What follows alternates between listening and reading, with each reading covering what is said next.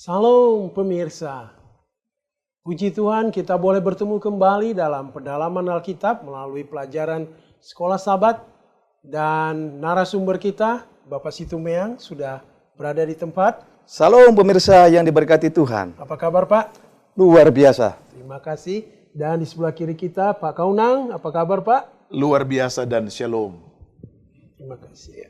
Baik pemirsa, sebelum kita mulai diskusi kita, ada baiknya kita berdoa dulu mengundang Roh Tuhan bersama kita sehingga pengertian kita boleh dibantu oleh Roh Tuhan dan kita boleh mendapatkan penjelasan yang lebih baik.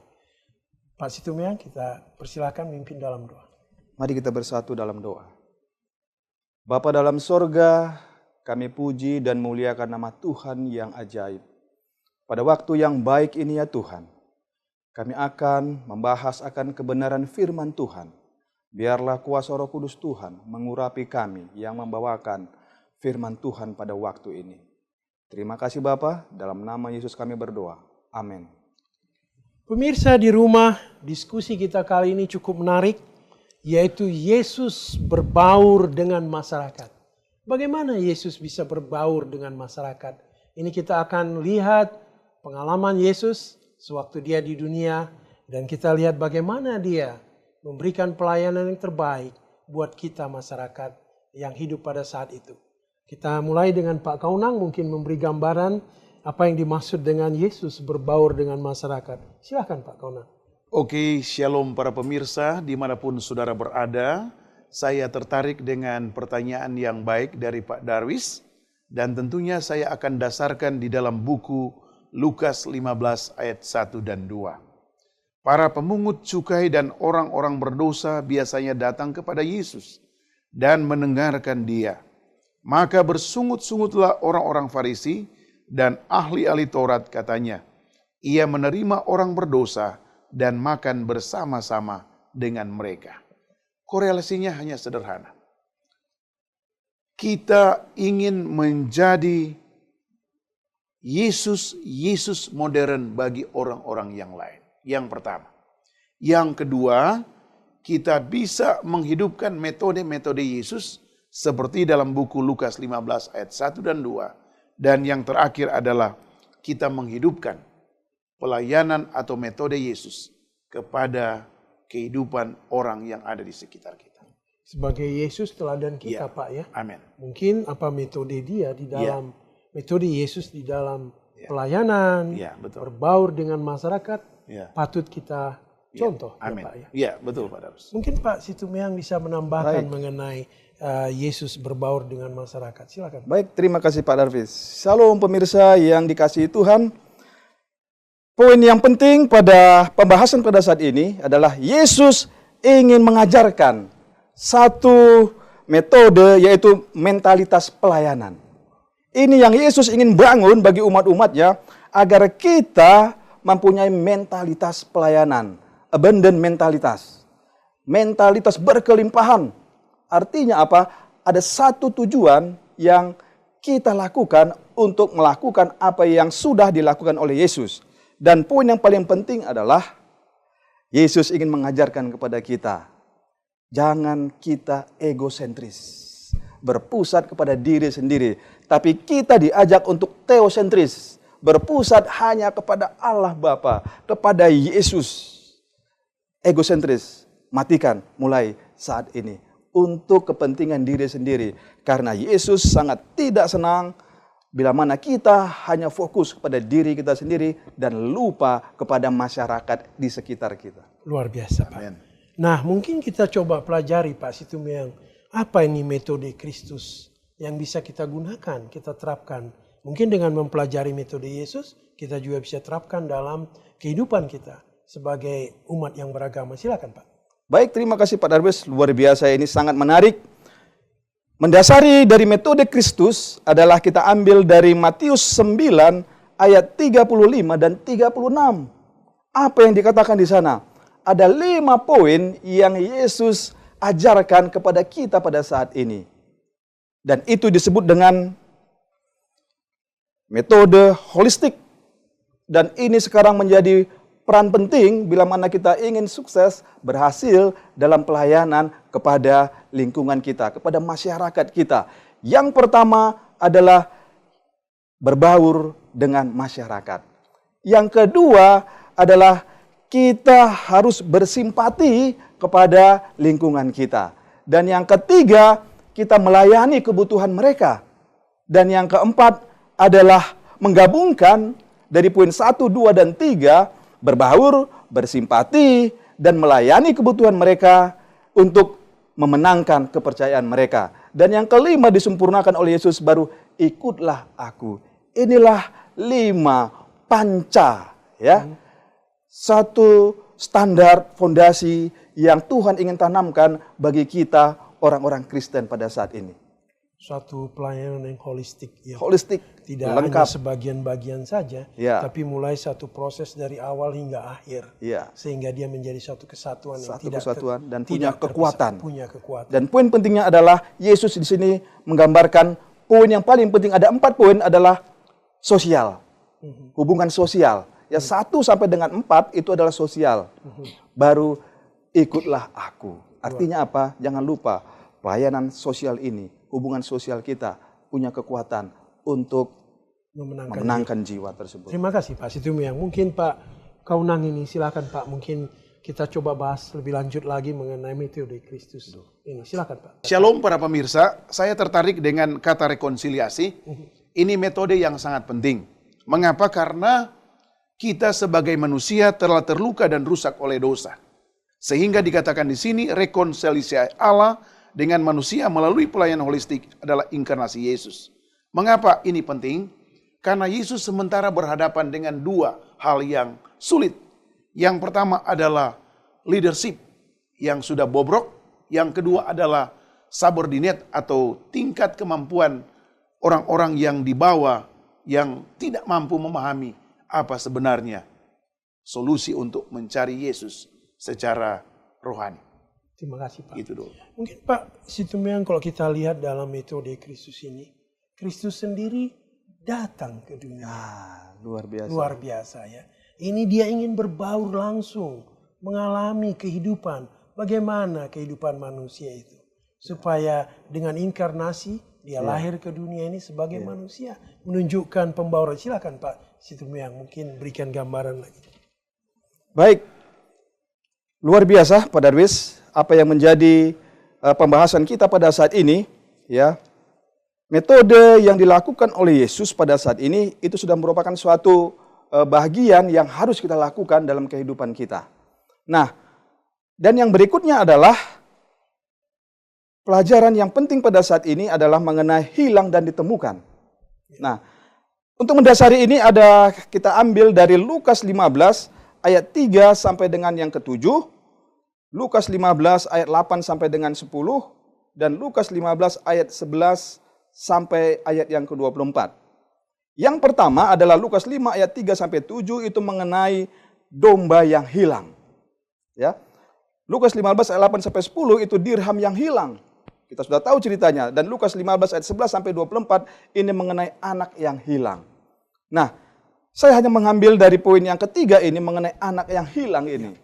Nah, pelajaran ini mengajarkan kepada kita ketika anak yang sulung ini, ya, anak yang bungsu ini, ya, dia menginginkan pembagian harta dari orang tuanya dan dia diberikan harta itu. Tapi ketika diberikan, anak itu dia menghambur-hamburkan, memfoya-foyakan uang itu. Sehingga dia kembali menjadi orang yang susah, tidak memiliki apa-apa. Dan saking rendahnya dia mau bekerja untuk menjadi apa? Memberi makanan hewan peliharaan. Dan pada puncak kritisnya dia sudah tidak mempunyai apa-apa lagi. Dia memakan daripada makanan hewan tersebut. Luar biasa. Tapi satu yang luar biasa adalah dia mengakui, menyadari bahwa kekeliruannya, dosa yang dia lakukan, dia ingin berbalik kembali, ingin kembali kepada bapaknya. Ada satu kerinduan, artinya apa? Ada kerinduan untuk bertobat. Ya. Mengakui dosa-dosanya dan dia kembali kepada bapaknya. Dan ketika dia hendak pulang dari kejauhan, bapaknya melihat dari kejauhan bahwa anaknya pulang dan Bapak ini lari mengejar anak itu. Dia bersuka cita, bergembira, memeluknya. Dan yang luar biasa disambut sebagai mungkin suatu pesta yang besar. Dipotong lembu yang tambun untuk mempestakan kepulangan anak ini. Demikianlah bahwa Allah, Tuhan kita, Dia merasa rindu bila mana orang-orang yang berdosa datang kembali mengakui dosa-dosanya, memohon keampunan dosa dan meninggalkan dosa-dosa itu. Maka sukacita besar ada di surga. Inilah yang menjadi harapan dan kerinduan kita. Luar biasa, Pak. Salam. Kami dari ASI Jakarta ingin mengajak saudara-saudari bergabung dengan organisasi ASI Jakarta. ASI adalah singkatan dari Adventist Layman Service and Industry. Adalah sebuah organisasi resmi yang dibentuk oleh Gereja Advent Sedunia. Sebagai sarana untuk kita orang awam. Apakah profesi saudara sebagai pengusaha, pegawai, profesional, trainer, pengacara, accountant, dokter maupun perawat untuk bersama-sama mendukung dan ikut aktif dalam mengabarkan kabar baik di dunia usaha dimanapun profesi Anda masing-masing. Di ASI ini kita dapat juga berbagi pengalaman pada sesama bagaimana pekabaran ini dapat sampai kepada orang lain dan kita dapat juga membagikan kepada sesama dan komunitas kita perkembangan dunia usaha, pelatihan, kesempatan usaha, sehingga kemajuan dan peluang usaha dapat dibahas bersama untuk kemajuan anggota ASI. Mari bergabung dengan ASI Jakarta. Mari kita bersama membawa pekabaran baik ini di lingkungan profesi kita. Kunjungi website ASI Jakarta. Kami menunggu kehadiran saudara-saudari. Salam. Saya kira juga ini perlu juga diterapkan di gereja kita ya. Mungkin selama ini kita juga hilang dengan memikirkan diri sendiri ya Pak. Tidak mau mengajak orang lain, tidak melihat lingkungan. Silakan Pak Kaunang. Jadi pelajaran kita ini hanya sederhana. Pertama adalah introspeksi diri. Itulah metode yang luar biasa yang Yesus ajarkan kepada para pemimpin-pemimpin zaman dahulu. Jika mereka berterima, maka mereka akan sama dengan apa yang dijelaskan dalam buku Lukas 15 sampai Lukas 15 ayat 11 sampai 24. Yang kedua, metode Yesus adalah jemput bola. Inilah yang Yesus lakukan. Ada dua yang Yesus lakukan sebagai misinya. Pertama, mencari satu, bukan 10 dikatakan di sini. Yang kedua, memperhatikan para domba-domba yang ada di kandang itu sendiri. Jadi intinya adalah, pernahkah kita mempraktekkan misi Yesus untuk jemput bola kepada orang-orang lain? Ya, wah ini satu metode yang mungkin kita terlalu terpaku di gereja betul. Tanpa memperhatikan keluar lagi, Pak Kaunang. Amin. Terima kasih Tuhan. Kemudian Pak Situmeang ini mengenai makan dengan orang berdosa. Ini luar biasa Pak Situmeang. Biasanya kita selalu makan dengan orang-orang yang baik, orang-orang yang terkenal, yang kita kenal dengan baik. Tetapi ini suatu pelajaran yang luar biasa. Yesus makan dengan orang berdosa. Silakan Pak Situmeang. Baik, terima kasih Pak Darwis. Salam pemirsa yang diberkati Tuhan. Pelajaran penting dari makan dengan orang berdosa ini adalah ketika Yesus Dia makan bersama-sama orang berdosa, para pemungut cukai, ya pada waktu itu di rumah Matius. Ada satu tantangan yang dihadapi ketika dia dituduh oleh para ahli-ahli Taurat dan orang-orang Farisi, mengapa bergaul dengan orang-orang berdosa? Apa poin yang di sini yang Yesus ajarkan adalah Yesus tidak mementingkan diri mereka sendiri, tapi melihat bahwa kedatangan Yesus ke dunia ini adalah memang untuk menyelamatkan orang-orang yang berdosa. Dan Yesus katakan dalam jawabannya apa? Bukan orang yang sehat yang memerlukan tabib, tapi orang-orang yang sakit yang memerlukan tabib. Inilah jawaban Yesus kepada ahli-ahli Taurat dan orang-orang Farisi itu. Dan memang Yesus ingin mengajarkan agar jangan kita membuat satu preferensi diri kita sendiri untuk membuat standar kebenaran itu. Tapi standar kebenaran itu adalah firman Tuhan, Yesus sendiri. Bukan kepintaran kita menggunakan akal pikiran kita menjadikan itu standar yang benar. Padahal bagi Tuhan bukan itu. Bagi Tuhan yang penting adalah kasih kepada sesama. Luar biasa. Terima kasih Pak. Iya Pak Kaunang, kadang-kadang dalam kehidupan kita sering fokus kepada lingkungan kita saja. Eksklusif gitu ya Pak. Dan di sini dengan makan orang berdosa seolah-olah kita juga harus diminta untuk mulai bergaul juga dengan orang yang di luar. Agar kita boleh menunjukkan empati kita kepada orang lain. Silakan Pak Kaunang. Jadi memang saya buat pertanyaan di sini adalah sedikit membuat saya dan saudara juga berpikir panjang. Memang dapatkah saya dapat disejajarkan dengan metode Yesus? Saya pikir sulit ini. Yesus dengan saya tidak mampu saya menyelami cara berpikir dan instruksi serta perlakuan yang Yesus lakukan. Tetapi mari kita lihat ada beberapa referensi di sini. Yang pertama adalah keagamaan dan upacara. Banyak metode yang sudah dilakukan oleh para penatua atau orang-orang yang disebut dengan imam-imam dan orang Farisi memang luar biasa di dalam hal ini. Tetapi poin yang paling merisaukan adalah mereka kurang dalam memperlakukan orang lain sesuai dengan kata hilang di sini. Yang berikut adalah mereka kadang-kadang menggunakan kepandaian mereka sendiri daripada menyadari kekurangan-kekuranian mereka. Dan yang terakhir, sebagai satu resolusi, kita harus mengizinkan Roh Kudus untuk menerjemahkan belas kasihan itu dan bisa kita praktekkan kepada orang lain. Luar biasa. Ya. Salah satu yang saya lihat di sini Pak, Ya. suatu catatan dari Ya. tulisan inspirasi Ya. yang mungkin ini suatu teguran Ya. bukan hanya ke saya kira kita semua, Betul. yaitu dikatakan berpuasa atau berdoa yang didorong oleh roh mementingkan diri sendiri Ya. menjadi suatu kebencian pada pemandangan Allah. Luar biasa. Luar biasa. Ya. Kita harus mengadakan introspeksi Pak. Amin, amin. Mungkin pertanyaan yang kita pikirkan, apakah kita berdoa lebih banyak kepada diri kita Ya. atau kepada saudara kita, Ya. orang lain lagi. Amin. Suatu pelajaran yang luar biasa. Baik. Kemudian ini Pak Kaunang mengenai berbaur Ya. dengan bijaksana. Ya. Sepertinya ada diingatkan juga Ya. di dalam bergaul ini. Ya. Jangan salah bergaul ya Pak. Ya, betul. Mungkin ini silakan Pak. Oke, sederhana saya jawabannya adalah di dalam buku Kejadian 13:5-13 sampai 1 Yohanes 2 ayat 16. Adalah buka kurung tutup kurung. 3 poin. Keinginan daging, keinginan kehidupan kita, dan keangkuhan hidup. Artinya bahwa saya pernah mengatakan beberapa waktu yang lalu, bila mana rohani kita kecil, kita jarang mempelajari metode Yesus, maka sifat keduniawian itu akan menangkap kehidupan kita. Jadi artinya dikatakan berbaur dengan bijaksana. Kita dalami dulu apa yang dikatakan Matius 5 ayat 13 tentang garam dunia yang benar, dan selanjutnya kita bisa apa? Membuat dunia yang kita injili itu menjadi orang yang sama dengan metode Yesus atau apa yang diinginkan oleh Yesus. Terima kasih Pak. Ya, itu dulu. Mungkin Pak Situmeang bisa lebih jebarkan lagi mengenai berbaur dengan bijaksana. Silakan Pak. Baik, terima kasih Pak Darwis. Pertanyaan yang luar biasa. Yesus mengajarkan ada poin penting yang perlu diambil pada pelajaran kita saat ini mengenai berbaur dengan bijaksana.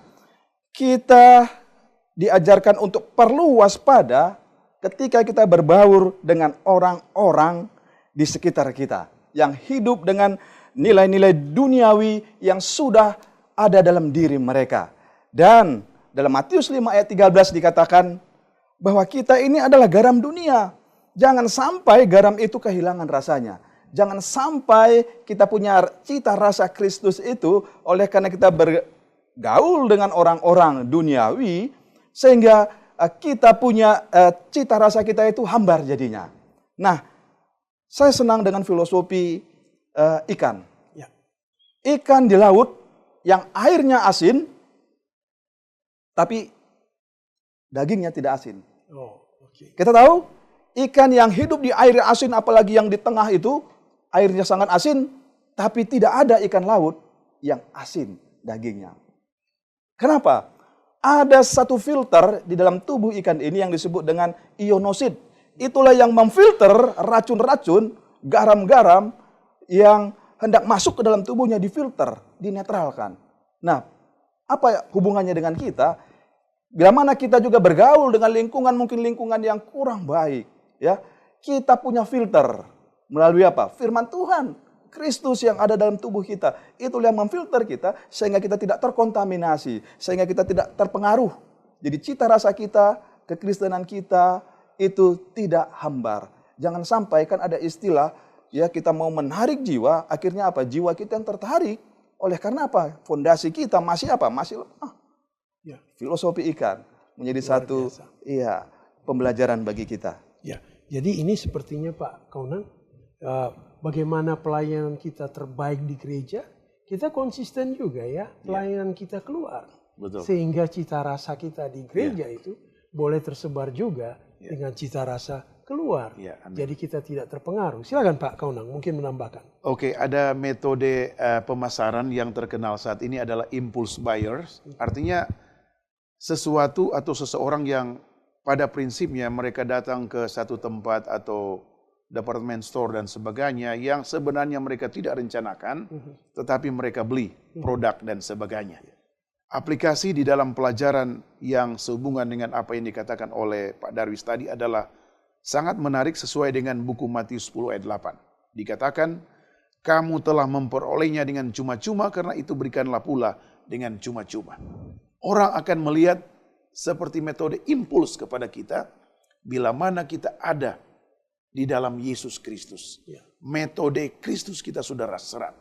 Dan akhirnya orang yang tidak mengenal Yesus melihat kita, akhirnya dia berubah untuk mengenal kita.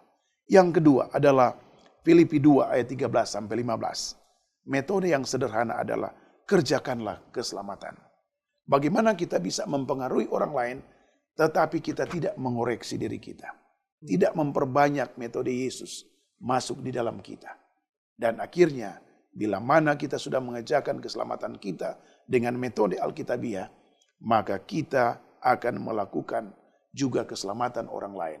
Karena kita menguasai metode Yesus. Terima kasih Pak. Ya. Mungkin ini Pak Situm yang kembali kepada generasi yang bengkok. Ini mungkin Pak Situm yang boleh terangkan ini apa yang dimaksud dengan generasi yang bengkok. Silakan Pak Situm. Baik, terima kasih Pak Darwis. Shalom pemirsa yang diberkati oleh Tuhan. Di tengah-tengah generasi yang bengkok.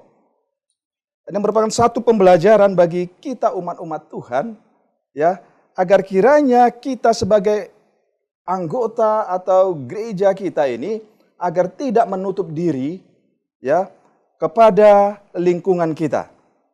Oleh karena kita ketahui pada saat ini bahwa generasi pada saat ini itu sudah kecenderungan menutup diri, ya, hanya fokus kepada kelompoknya saja, ya, dan dirinya saja. Nah, inilah yang menjadi satu teguran yang diberikan oleh Yesus. Agar kita sebagai anggota gereja itu tidak hanya menjadi agama yang egois, ya, agama yang egois, yang mementingkan diri sendiri, tapi mari kita lihat juga kepedulian kita kepada orang-orang lain. Ya. Generasi sekarang ini kita lihat begitu banyak sekarang sudah bertentangan dengan apa? Firman Tuhan, ya, hukum-hukum Tuhan. Sehingga generasi sekarang ini kalau tidak kita diingatkan melalui firman Tuhan, maka generasi ini akan hilang. Ya. Generasi-generasi yang bengkok, generasi-generasi yang cinta diri, generasi-generasi yang menganggap dirinya yang suci, yang menganggap dirinya yang sudah benar.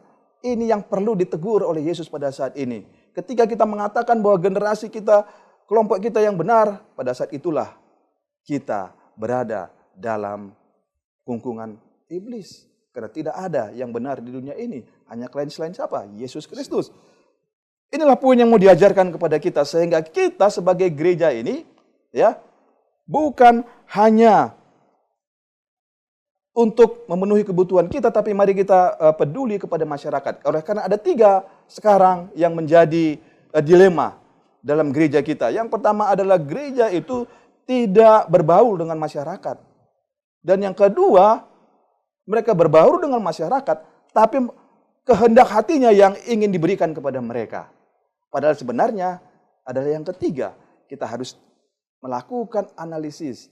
apa yang menjadi kebutuhan yang mendasar bagi mereka. Sehingga ketika kita memenuhi kebutuhan itu, maka kita sudah bisa memenangkan mereka. Terima kasih Pak Situmia. Salam pemirsa. Kami dari ASI Jakarta mengundang semua anggota ASI Jakarta untuk berpartisipasi dalam memberikan pekabaran ini kepada semua orang. Jika saudara mempunyai pengalaman yang menarik di dalam mengabarkan kebenaran ini kepada orang lain, kami mengundang untuk menghubungi ASI Jakarta sehingga kita boleh rekam semua pengalaman yang menarik ini dan boleh kita siarkan melalui saluran TV DKI Conference. Dengan demikian maka kesaksian itu boleh didengar dan dilihat orang lain. Sehingga orang lain juga boleh tertarik untuk ikut aktif di dalam mengabarkan kebenaran ini. Kunjungi website kami ASI Jakarta dan kirimkan semua apa yang menarik yang boleh kita beritakan di dalam pekabaran ini. Terima kasih atas partisipasi Anda. Salam. Mungkin ini Pak Kaunang bisa menambahkan ini mengenai apa yang harus kita lakukan Pak dalam keadaan sekarang ini dan ikut metode Yesus sebagai ikut berbaur di dalam masyarakat walaupun dengan hati-hati. Apa yang kita harus buat? Oke, ada hubungan dengan pertanyaan Pak Darwis, tetapi saya ingin menekankan beberapa hal. Ya. Ada banyak gereja yang sudah memiliki identitas masing-masing. Artinya bahwa gereja A merasa dia yang benar. Gereja B merasa dia yang benar. Gereja C merasa dia yang benar. Gereja X merasa dia yang benar. Inilah yang menjadi metode kemiskinan yang sering terjadi dalam gereja dan umat yang ada di dalam gereja itu. Tugas saya dan saudara adalah sekarang memiliki dua tujuan yang benar. Pertama, mengkikis metode-metode dari gereja A dan B itu yang merasa mereka adalah yang benar. Dan yang kedua adalah melakukan satu perubahan mindset bahwa Injil, Alkitab inilah yang harus dipakai untuk mengkikis metode-metode yang zaman saat ini sudah banyak menjamur di antara gereja-gereja yang dianggap adalah competitor church. Terima kasih Ya, Pak. itu. Saya kira diskusi kita sangat menarik Ya. pada saat ini Pak Situmyang. Mungkin Pak Situmyang bisa memberikan beberapa kesimpulan dari diskusi kita. Silakan Pak Baik, Situmyang. ada 3 poin Pak Darwis. Ya. Yang pertama adalah misi gereja itu adalah untuk dunia. Bukan hanya bagi kelompoknya sendiri. Bukan egosentris, tapi teosentris. Yang pertama, jangan fokus kepada diri, tapi mari kita bawa kepada siapa? Yesus. Karena dia adalah apa? Peduli kepada siapa? Lingkungan. Dan yang kedua adalah mengisolasi diri adalah kemurtadan. Jadi mari kita tidak lagi mengisolasi diri, mengeksklusif diri bahwa kelompok kita yang benar, yang suci. Yesus ingin mari kikis itu. Ya, karena mengisolasi diri, menganggap eksklusif itu adalah kemurtadan. Luar biasa Pak Situmyang. Mungkin Pak Kaunang memberikan beberapa poin kesimpulan. Silakan Pak. Oke, kalau saya ada beberapa bagian yang penting adalah untuk yang menganggap benar secara eksternal adalah rubah cara pandang kita. Artinya bahwa ada bagusnya juga kita mempraktekkan, mempelajari doktrin-doktrin, kemampuan-kemampuan kita, tetapi apa? Ada waktunya di dalam internal kehidupan kita untuk merubah cara pandang kita. Bahwa kerendahan hati itu penting. Yang kedua, secara eksternal kita siapkan the winning team atau tim yang solid dengan metode Yesus ditambah dengan kerendahan hati kita, maka kita bisa menjangkau eksternal yang sementara menjadi objektif saya dan saudara. Dan yang terakhir, bagi orang-orang yang menganggap leader atau middle position atau hamba-hamba, marilah kita gunakan dari ketiga tipe manusia ini untuk membaur dengan metode Yesus. Dengan demikian, kata yang dilakukan atau diucapkan oleh kawan saya, mengisolasi diri ini akan secara pelan-pelan terbuang dari kehidupan kita sebagai pelayan-pelayan Yesus Kristus. Terima kasih Pak Kaunang. Ya. Demikian pemirsa diskusi kita pendalaman Alkitab melalui Sekolah Sabat kali ini. Kami berharap bahwa ini boleh membawa berkat, membawa sukacita bagi pemirsa dan bagi kita semua. Biarlah berkat Tuhan selalu menyertai kita dan kita boleh berbaur dengan lingkungan kita dengan baik dan membawa pekabaran baik ini kepada siapa saja. Baik, sebelum kita tutup, kita minta Pak Kaunang memimpin dalam doa. Silakan Pak. Kita satu dalam doa. Ya Allah, Bapa kami yang ada di dalam kerajaan sorga, terima kasih karena Rohul Kudus sudah memimpin kami pada jam yang indah ini untuk membacakan dan mewartakan apa yang sudah dilakukan Yesus. Tuhan berkati para pemirsa sehingga metode-metode Yesus, kata-kata Yesus dapat mengubah mereka untuk disempurnakan, dan bila mana Yesus datang kedua kali, banyak jiwa yang akan diselamatkan. Dalam nama Yesus Kristus kami sudah berdoa. Amin. Terima kasih Pak.